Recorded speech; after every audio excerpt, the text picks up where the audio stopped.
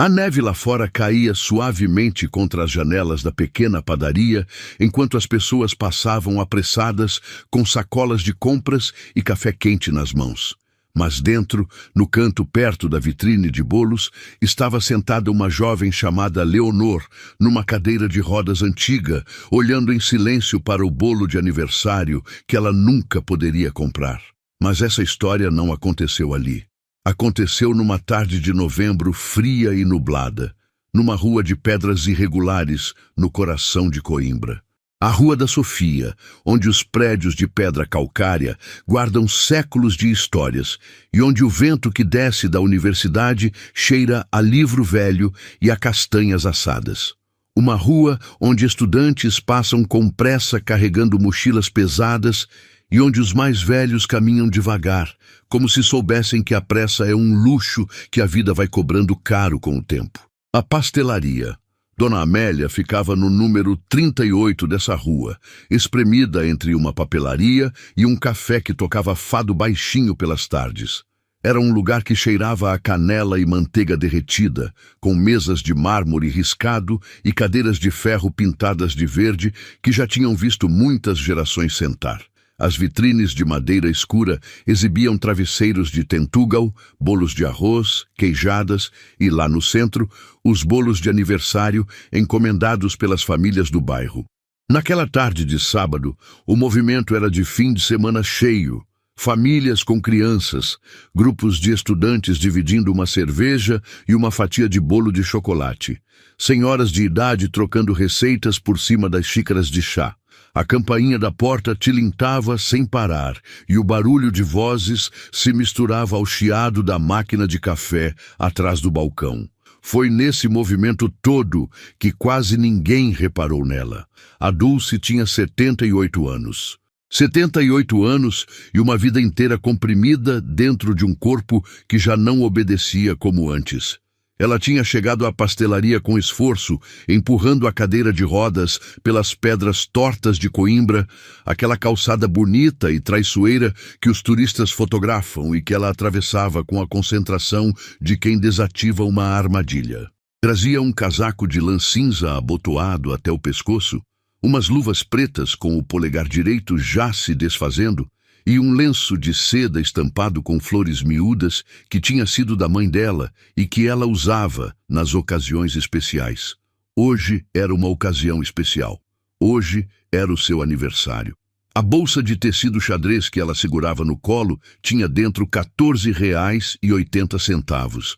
Ela tinha contado 2 vezes antes de sair de casa, sentada na beira da cama, com os óculos na ponta do nariz. R$14,80. Era o que sobrava depois de pagar o aluguel daquele mês, os remédios para a diabetes e a encomenda de lenha para a lareira, que era a única forma de aquecer o apartamento velho onde ela morava no 3º andar de um prédio sem elevador. Um 3º andar que ela subia e descia agarrada ao corrimão de ferro, um degrau de cada vez, todo dia, com uma teimosia que as pessoas que a conheciam chamavam de coragem e que ela chamava simplesmente de não ter outra opção. O menor bolo da vitrine custava R$25. A Dulce ficou parada diante do vidro sem dizer nada. Tinha um bolo de amêndoa com fios de ovos por cima, redondo e dourado, com um laço de cetim branco em volta. Tinha uma torta de laranja com brilho de gelatina. Tinha um bolo de chocolate com framboesas frescas por cima, coberto de ganache escura e brilhante como pedra molhada. Era para esse que ela olhava. Não com cobiça, com aquela espécie de saudade que não é querer ter, é lembrar quando havia motivos para comemorar. A vida da Dulce tinha partido ao meio numa tarde de julho, 20 anos atrás. Ela e o marido, o Virgílio, voltavam de uma consulta em Viseu quando o pneu furou na estrada. O Virgílio saiu do carro para ver. O caminhão não o viu. A Dulce não se lembra dos detalhes porque o cérebro dela apagou aquela parte com uma misericórdia que ela só veio agradecer muito depois. Lembra da ambulância, Lembra de acordar no hospital com a filha mais nova sentada do lado dela chorando. Lembra de perguntar pelo Virgílio. E lembra do silêncio que veio antes de qualquer resposta. O Virgílio tinha 61 anos. Tinham casado há 33.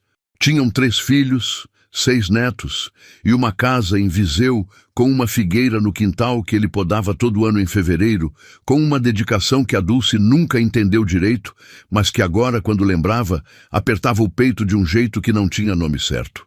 A Dulce sobreviveu ao acidente com a coluna danificada. Os médicos disseram que ela nunca mais ia andar. Durante os primeiros meses, ela se recusou a acreditar. Fez fisioterapia até às lágrimas. Tentou de tudo.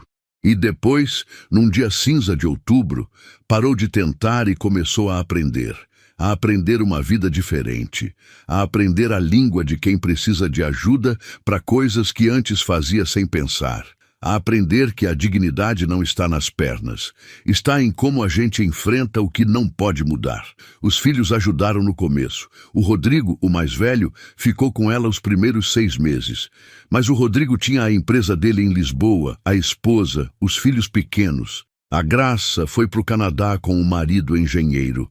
O Tiago ficou em Portugal, mas Aveiro ficava longe de Coimbra, e a vida ficava mais longe ainda com o tempo. Ligavam, mandavam dinheiro quando podiam, apareciam no Natal e na Páscoa com aquela culpa específica de filhos que sabem que deviam fazer mais e não sabem bem como. A Dulce ficou em Coimbra, no apartamento do 3º andar sem elevador, com a pensão de sobrevivência do Virgílio e uma solidão que tinha aprendido a preencher com pequenas coisas, com o rádio ligado de manhã, com o gato Augusto, que dormia sempre em cima dos seus pés na cadeira de rodas, como se soubesse que ela precisava sentir peso ali.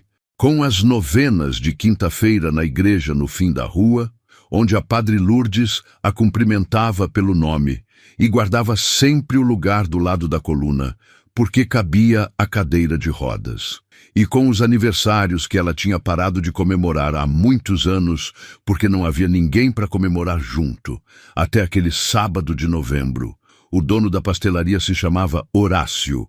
Um homem de meia idade, com avental azul marinho e um jeito de quem faz as mesmas coisas há muitos anos e perdeu a paciência para variações.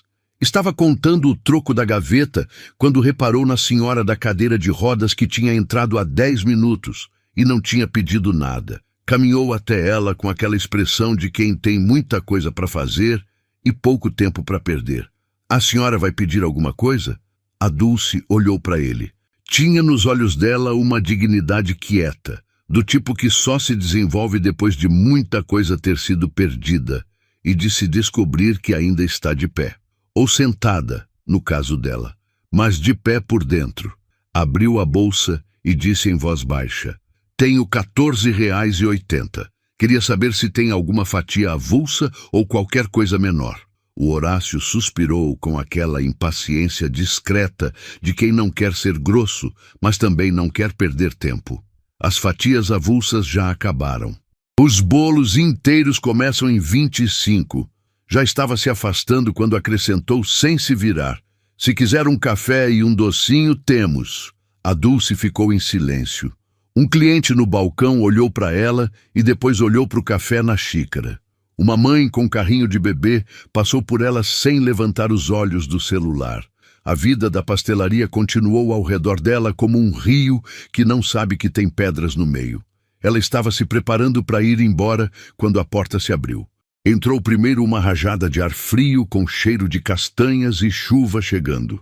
Depois, entrou uma menina de 7 anos com um gorro de pompom amarelo e um casaco cor de laranja, que foi direto para a vitrine, com aquela determinação específica das crianças quando sabem exatamente o que querem. E segurando na mão dela, tentando não derrubar as sacolas de compras que trazia nos 2 braços, entrou o avô. O nome dele era Rosário. 65 anos, aposentado há 8 meses, depois de 38 anos, como técnico de radiologia no Hospital da Universidade de Coimbra. Cabelo branco cortado curto, olhos castanhos claros atrás de óculos de armação preta. Um sobretudo escuro com os cotovelos um pouco gastos, que ele não trocava porque o sobretudo era confortável e porque havia coisas mais importantes para gastar dinheiro. Um homem com cara de quem passou a vida inteira vendo imagens do interior das pessoas, não só os ossos e os pulmões, mas tudo que fica embaixo do que se mostra, e que por isso tinha desenvolvido um jeito particular de olhar para o mundo. Um jeito que para, que repara, que não faz de conta que não viu. O Rosário tinha ficado criando a neta, a Marta, há 4 anos, quando a filha dele, a Susana, teve um AVC aos 38 anos que a deixou com sequelas graves e internada numa unidade de reabilitação em Lisboa. O genro sumiu da vida das duas com uma rapidez que ainda hoje deixava o Rosário sem palavras. E ele, que tinha acabado de se aposentar antecipadamente para descansar, acordou numa manhã com uma menina de 3 anos na cama do lado dele, puxando o pijama e perguntando onde estava a mãe. Desde então tinha aprendido a fazer tranças, a preparar sopas que uma criança de 3, 4, 5, 6, 7 anos aceitasse comer, a ir nas reuniões de escola e não se sentir o único avô numa sala cheia de pais jovens. A ler histórias à noite com vozes diferentes para cada personagem, porque a Marta exigia isso e porque ele tinha descoberto, com alguma surpresa, que gostava. Tinha aprendido que criar uma criança sozinho depois dos 60 não é heroísmo. É amor que não teve outra forma de ser. E tinha aprendido, ao longo de 38 anos, tirando radiografias de pessoas assustadas, que a dor tem uma aparência reconhecível, que tem uma forma específica que uma pessoa tem de ficar parada quando está tentando não desmoronar. Foi isso que ele viu quando olhou para Dulce. A Marta foi a primeira a falar. As crianças têm esse talento. Dizem em voz alta o que os adultos passam a vida inteira aprendendo a calar. Vovô, disse ela puxando a manga do sobretudo dele. Aquela senhora tem cara de quem tá triste. O Rosário olhou. Viu a cadeira de rodas, viu a bolsa de tecido xadrez fechada no colo, viu os olhos vermelhos que ela estava tentando disfarçar olhando para a vitrine, viu o lenço de flores da mãe no pescoço e viu, com aquela leitura que só se aprende depois de muitos anos olhando para o que não se mostra, que ali estava uma pessoa que tinha chegado àquela pastelaria com uma esperança pequena e que essa esperança tinha acabado de ser devolvida. Ele foi até ela, se abaixou ao nível da cadeira, porque sabia o que é falar com alguém de cima quando essa pessoa já passa a vida vendo o mundo dos outros de baixo para cima. E disse com aquela voz calma de quem passou décadas dizendo para pessoas assustadas que respirassem fundo: "Com licença, desculpe a intromissão. Hoje é dia especial?" A Dulce olhou para ele com aquela desconfiança justa de quem já aprendeu que a bondade às vezes cobra. "É meu aniversário", disse ela baixinho. "Mas não é nada. Aniversário é sempre alguma coisa", disse ele. E depois, sem rodeios: "Qual foi o bolo que a senhora estava olhando?" "Não, por favor, não precisa." Mas a Marta já estava com o nariz colado no vidro da vitrine. "Vovô, é aquele de chocolate com as framboesas. Tem um brilho muito bonito." O Rosário olhou para Dulce. Ela tentou sorrir para dizer que não era preciso, e o sorriso saiu pela metade, mas saiu, e foi o suficiente para ele entender que ela precisava daquilo, mas não sabia como aceitar. Ele se levantou e foi ao balcão. O Horácio, que tinha dispensado a Dulce com indiferença 2 minutos antes, ficou subitamente prestativo quando percebeu que o senhor do sobretudo ia comprar de verdade. "Pois não. Quero o bolo de chocolate com as framboesas", disse o Rosário. "E velas de aniversário? Tem o número 7 e o número 8? "Temos sim. E se tiver um galinho de flores para enfeitar, quero também." O Horácio assentiu e foi tratar do bolo com uma eficiência que não tinha mostrado antes. O Rosário pediu também 2 chás, um chocolate quente para Marta e um pires com os travesseiros de Tentugal, porque eram a especialidade da casa e porque tinha aprendido que em certas situações a mesa farta é uma forma de dizer o que as palavras não chegam a dizer. Voltou para junto da Dulce e colocou tudo na mesa do canto, a única com espaço suficiente para a cadeira de rodas encaixar, com a naturalidade de quem faz isso há muito tempo, embora fosse a primeira vez. Não precisava fazer isso, disse a Dulce, com os olhos enchendo de novo. A gente é desconhecido. Meu nome é Rosário, essa é minha neta, a Marta. Ele estendeu a mão. Agora não somos mais. A Marta sentou do lado da Dulce com aquela familiaridade das crianças que ainda não aprenderam que existem distâncias a guardar. Ficou examinando o lenço de flores com uma atenção séria. É muito bonito. De onde veio? Era da minha mãe, disse a Dulce. A minha mãe também tem um lenço bonito, mas ela está no hospital. A Marta disse isso com aquela serenidade de criança que já aprendeu a conviver com as coisas difíceis. O vovô fala que ela vai melhorar. Seu vovô tem razão, disse a Dulce. A Marta deu de ombros com uma sabedoria miúda. Eu sei, o vovô não costuma errar. O Rosário sorriu para Dulce com aquele sorriso de avô que carrega muita coisa embaixo e que sabe que a criança está ouvindo, e por isso não diz tudo. A Dulce entendeu esse sorriso porque ela mesma tinha dado muitos assim ao longo dos anos. A funcionária trouxe o bolo. Era bonito de verdade. Chocolate escuro com ganache brilhante, as framboesas vermelhas distribuídas em círculo por cima e um raminho de alecrim fresco que o Horácio tinha colocado sem cobrar a mais, porque tem momentos que ficam guardados num lugar mesmo que ninguém fale neles. As velas coloridas formavam o número 78 no centro. A Marta abriu os braços como apresentadora de circo. Como é o seu nome? Dulce. Feliz aniversário, dona Dulce, disse a menina, com uma intensidade que fazia daquelas 3 palavras a coisa mais importante do mundo naquele momento. E era. O Rosário acendeu as velas uma por uma. Eram de cores diferentes: azul, verde, amarela, vermelha, cor de laranja. Pequenas chamas que tremulavam no ar da pastelaria.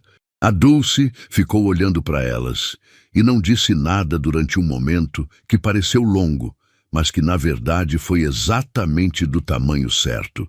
As conversas ao redor, o chiado da máquina de café, o barulho da campainha da porta, tudo aquilo ficou de repente mais suave, como quando a gente baixa o volume de um rádio sem apertar nenhum botão. A última vez que ela tinha soprado velas foi no seu 49º aniversário. O Virgílio tinha enchido o jardim da casa de Viseu com balões amarelos, porque o amarelo era a cor favorita dela. E porque o Virgílio era daquelas pessoas que se lembravam de tudo que importava.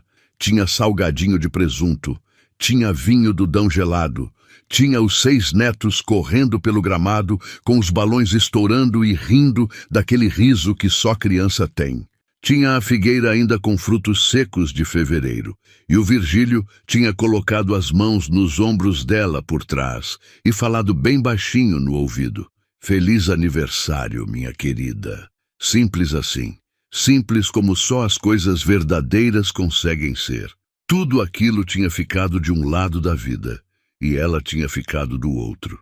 Faz um pedido, disse a Marta, com os cotovelos na mesa e o queixo nas mãos, completamente absorta.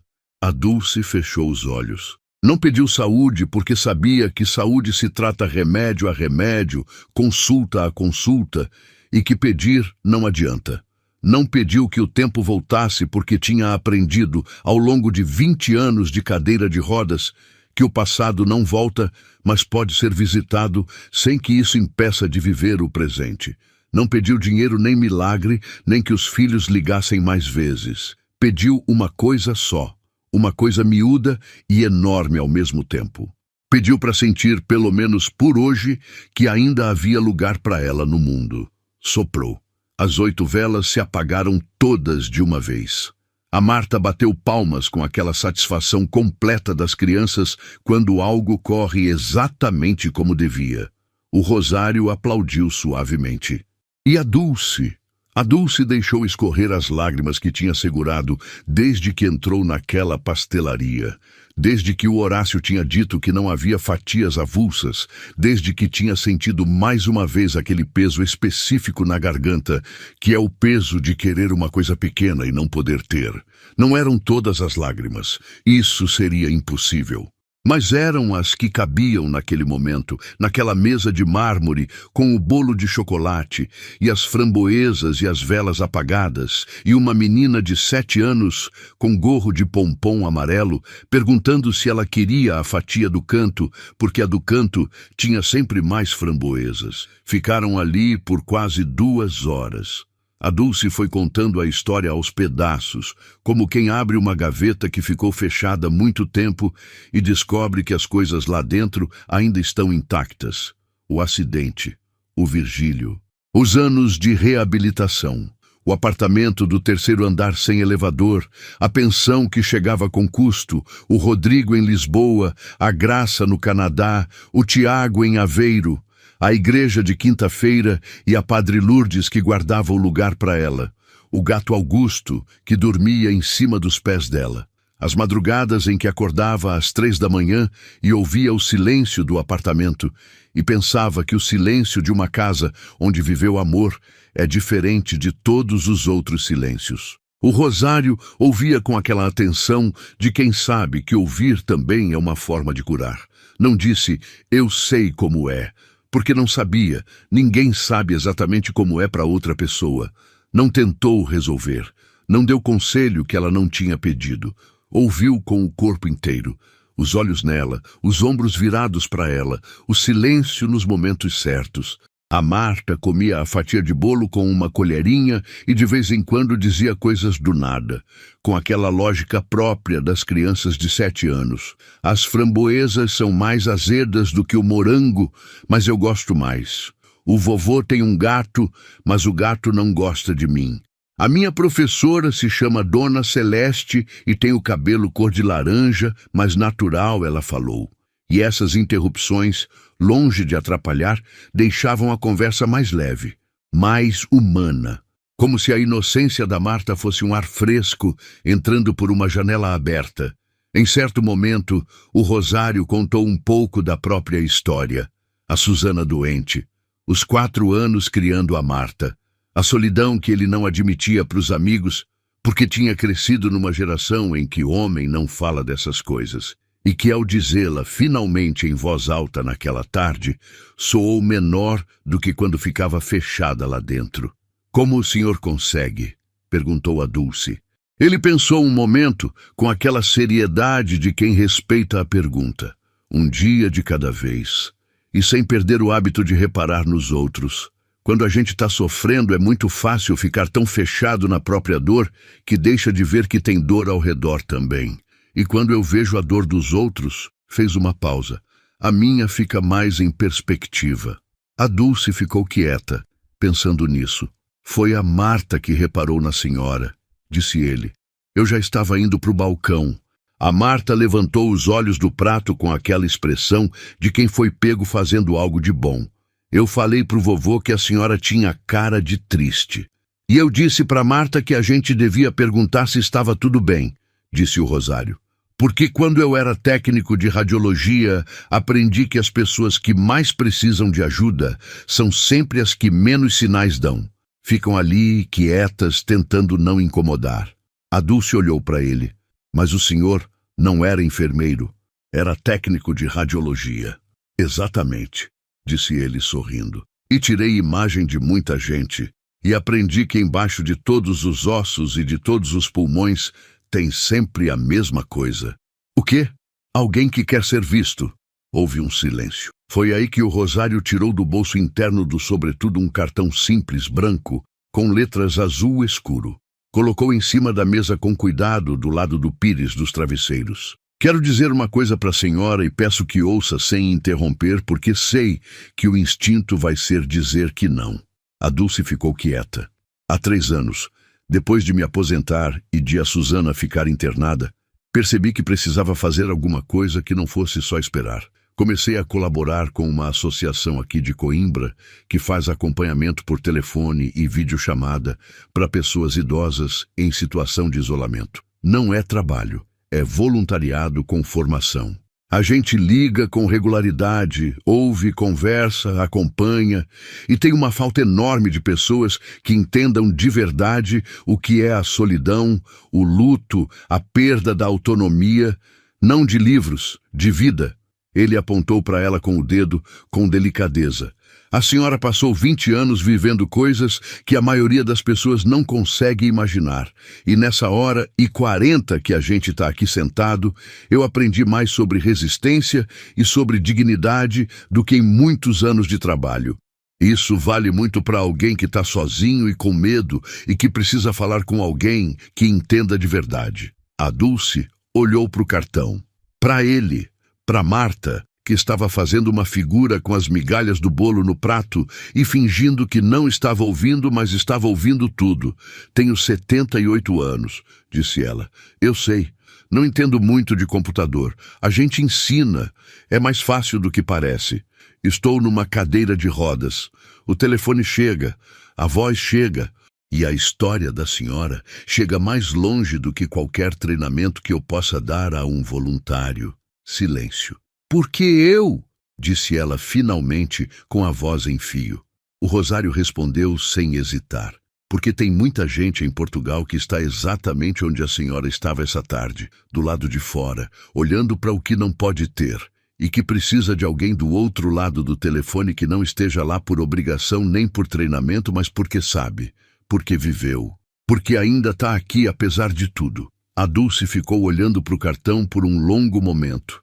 Depois olhou para as velas apagadas no bolo, para as framboesas que sobravam no prato, para Marta que tinha levantado os olhos e estava esperando com aquela paciência específica das crianças quando percebem que algo importante está acontecendo. Preciso pensar, disse ela. É tudo que peço, disse ele. Quando a Dulce saiu da pastelaria Dona Amélia naquela tarde de novembro, ela levava na mão uma caixinha cor-de-rosa com metade do bolo embrulhado em papel vegetal, que a funcionária tinha feito sem cobrar a mais. Porque tem momentos que ficam gravados num lugar, mesmo que ninguém fale neles. O frio de Coimbra estava mais cortante agora que o sol tinha descido atrás dos telhados da universidade. E a cidade tinha ficado naquela luz cinza e dourada, ao mesmo tempo que ela conhecia de cor e que sempre tinha achado melancólica e bonita ao mesmo tempo. Ela manobrou a cadeira pelas pedras molhadas, desviando das irregulares que conhecia de cor, e foi indo devagar na direção do número 38 da Rua da Sofia. Mas dentro dela tinha alguma coisa que não estava ali quando ela tinha descido aquela mesma rua horas antes. Era pequena essa coisa, frágil ainda, mas era real. Era a possibilidade de que a história ainda não tinha terminado. Ela parou no meio da rua, ao abrigo de um portal de pedra com brasão esculpido que tinha visto séculos passarem. Tirou o cartão do bolso do casaco. Ficou olhando para ele mais uma vez. Depois guardou com cuidado, no bolso mais fundo e mais seguro. Ela ligou na manhã de segunda-feira. Ficou olhando para o número por 20 minutos antes de apertar o botão verde. O Rosário atendeu no primeiro toque.